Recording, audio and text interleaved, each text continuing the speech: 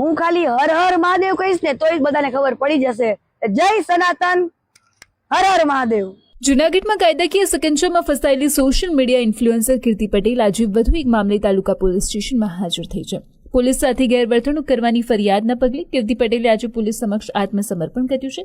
ઉલ્લેખનીય છે કે કીર્તિ પટેલ વિરુદ્ધ જૂનાગઢમાં કુલ 3 અલગ અલગ ફરિયાદો નોંધાઈ હતી, જેમાંથી 20 લાખની ખંડણી માંગવાના ગંભીર કેસમાં અને મૃગીકુંડમાં સ્નાન કરીને ધાર્મિક લાગણી દુભાવવાના કેસમાં તેને અગાઉ અદાલતમાંથી જામીન મળી ચૂક્યા છે. આજે જે પોલીસની ફરજ રૂકાવટનો જે કેસ હતો એ સંબંધે મેં મારા ક્લાયન્ટ કીર્તિ પટેલને પોલીસ સમક્ષ હાજર કર્યા છે અને એની જે કાંઈ પોલીસ પ્રક્રિયાઓ હતી એ પોલીસે એમની એક લાંબી પૂછપરછ બાદ અત્યારે એમની પૂછપરછ પૂર્ણ થઈ છે. એટલે હવે અમે આ કેસમાંથી હાજરીમાંથી જે અમારી માથે બર્ડન હતું એમાંથી મુક્ત થયા છીએ.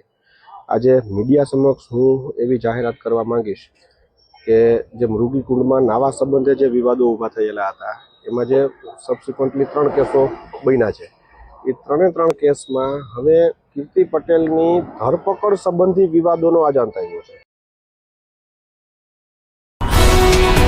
ગુજરાતભરના તાજા સમાચાર મેળવવા માટે અમારી ગુજરાત નેશનલ ટીવી ન્યૂઝને સબસ્ક્રાઇબ કરો, બેલ આઇકોન પર ક્લિક કરો.